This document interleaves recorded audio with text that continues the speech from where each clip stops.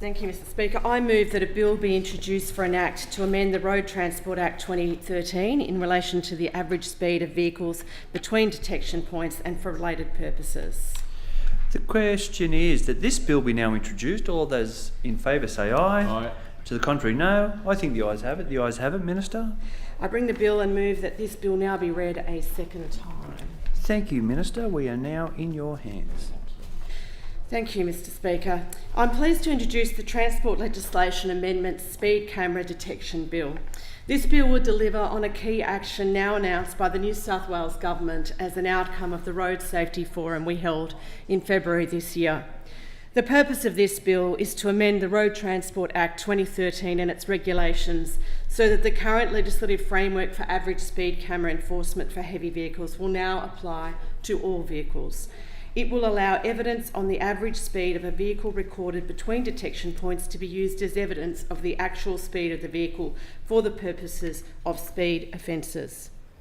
The New South Wales Government's 2026 Road Safety Action Plan includes our goal, consistent with the 2021 to 2030 National Road Safety Strategy, for zero trauma on the New South Wales roads by 2050. The plan outlines our ambitious target on the road to zero, which is for 50% fewer deaths and 30% fewer serious injuries by 2030, compared to our average over 2018 to 2020. After 3 consecutive years of meaningful reductions in road fatalities in New South Wales, fatal crashes and fatalities increased significantly in 2023. Up to the 31st of December last year, there were 351 fatalities on New South Wales roads, 70 more fatalities than in 2022. And this equates to 4.17 deaths per 100,000 in population, compared with 3.41 in 2022. As at today, we've lost 239 people on our roads in New South Wales, or 339 over the last 12 months, and hundreds more have been seriously injured. In the last 12 months, 243 people died just in regional New South Wales, nearly 2.5 times the number of people who died in metropolitan areas over the same period. But these aren't just statistics. We're talking about mums, dads, brothers, sisters, nan and pops, friends and colleagues we've lost. Every person who dies is one too many, and that's why our goal is towards zero. As a first step to addressing the increase in road deaths, we hosted the Road Safety Forum in February this year. It was attended by over 150 experts and stakeholders from around Australia and the world to discuss ways to improve road safety in New South Wales. The forum provided a platform to discuss research, best practice and initiatives to help New South Wales meet its road safety targets. It also provided an opportunity to hear about experiences from countries who have low levels of road trauma. A clear theme from the forum, supported by safety experts and practitioners, was that New South Wales, by restricting average speed camera enforcement only to heavy vehicles, may be failing to maximise safety benefits from this proven road safety measure. New South Wales is the only jurisdiction in the world known to systemically limit average speed enforcement detection to a subset of vehicles rather than applying them to all vehicles. And while our network of average speed camera lengths in New South Wales has been selected with a focus on heavy vehicle trauma, 79% of all fatalities and serious injuries across New South Wales' existing 31 average speed camera enforcement lengths over the period from 2018 to 2022 did not involve any heavy vehicles. Following the forum, the New South Wales Government committed to examine the benefits and challenges of using average speed cameras to also enforce speeding by light vehicles. Many European countries with leading road safety results, such as the United Kingdom, Italy, the Netherlands and Norway, use average speed cameras to monitor the speed of all vehicles as part of their automated enforcement strategies. Studies clearly show that average speed enforcement for all vehicles leads to significant reductions in traffic-related injuries and fatalities. This evidence has grown since the introduction of average speed cameras for heavy vehicles in New South Wales in 2009. For example, a 2015 study in Norway found that average speed cameras cut deaths and serious injuries by 49%. Similarly, a 2016 study in the United Kingdom showed a 36% reduction in fatal and serious injury crashes with average speed camera systems. Here in New South Wales, in the 25 regional locations where average speed cameras are operational, there has been a 53% reduction in fatalities from crashes involving heavy vehicles. Average speed programs across Australia vary in size and maturity and cover a mix of regional and urban locations. Victoria, Queensland, South Australia, Western Australia and the ACT all have average speed camera programs that enforce both light and heavy vehicles. Enforcement of average speed is also generally considered a fairer form of enforcement, as drivers demonstrate intentional speeding behaviour over a long length of road or time, not just at a single point. Research conducted in New South Wales in 2024 found that 68% of respondents saw that average speed cameras were important in making New South Wales roads safer. I now turn to the bill. The legislative changes in this bill are needed to adequately explore the opportunities of the technology to improve safety. This bill will amend provisions within the Road Transport Act of 2013 and regulations to allow the use of average speed camera technology to prove a speeding offence by any vehicle. Currently, average speed camera related parts of the Road Transport Act 2013 apply to a heavy vehicle, which is defined in the Act as a motor vehicle or trailer that has a gross vehicle mass of more than 4.5 tonnes. The amendment will enable the enforcement to apply to what we typically describe as a light vehicle: cars, motorcycles, small trucks with a gross vehicle mass not exceeding 4.5 tonnes. The legal framework for average speed cameras has been in place since 2009. The provisions have proven robust over time and are fit to apply to all vehicle types. However, I'm aware that the legislation and how the technology actually operates may not be understood by the broader community.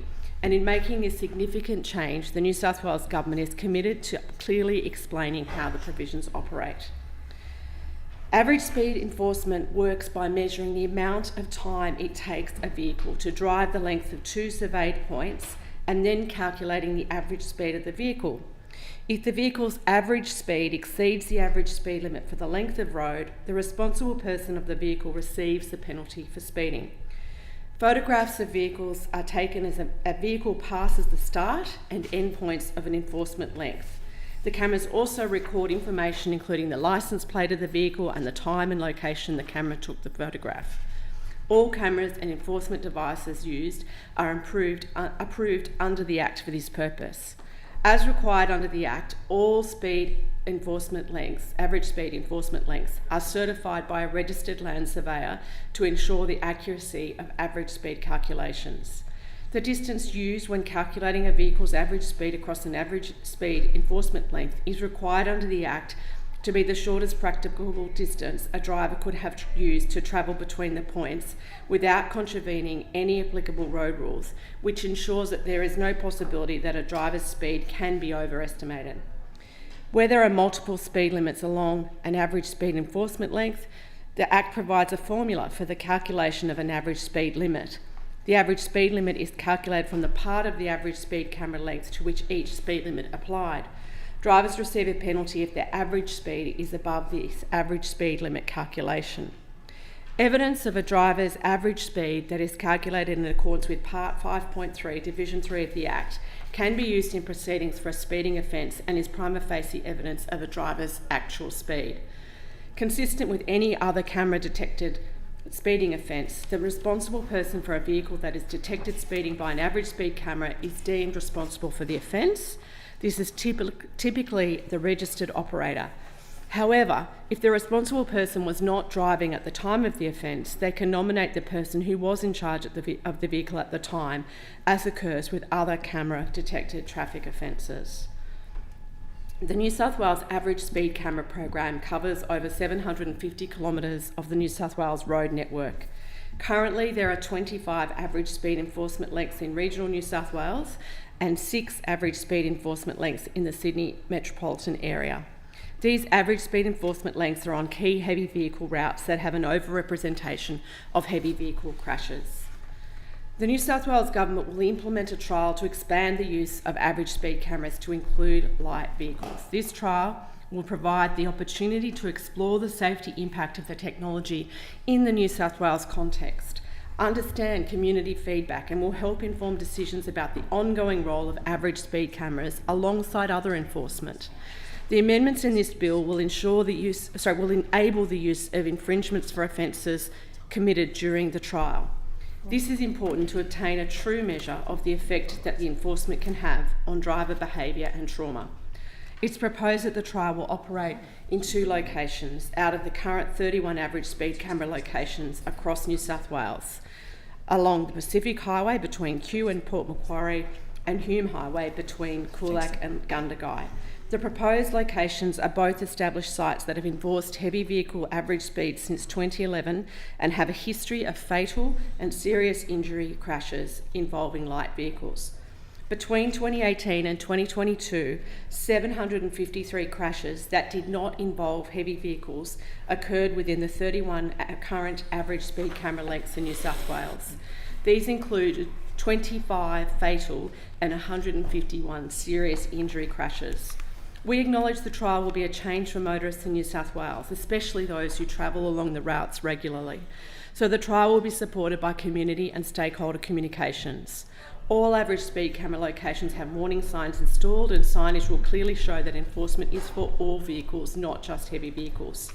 In addition, consistent with current policy, when new average speed cameras have been installed for heavy vehicles, the trial will operate with a 60-day warning letter period for light vehicles prior to infringements being issued for the period. Penalties for average speed offences committed in the trial will align with penalties for existing light vehicle speeding offences.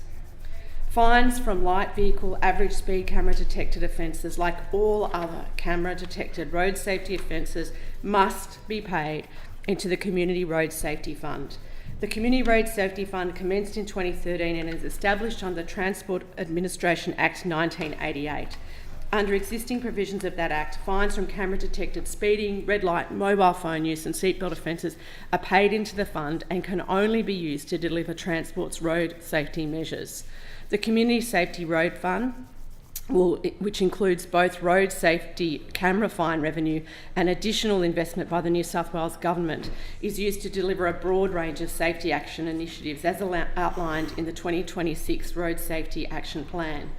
This includes life-saving infrastructure safety upgrades and treatments across the network, testing and rating of child restraints, police road safety operations, road safety education programs, school crossing supervisors and the driver licensing access programs.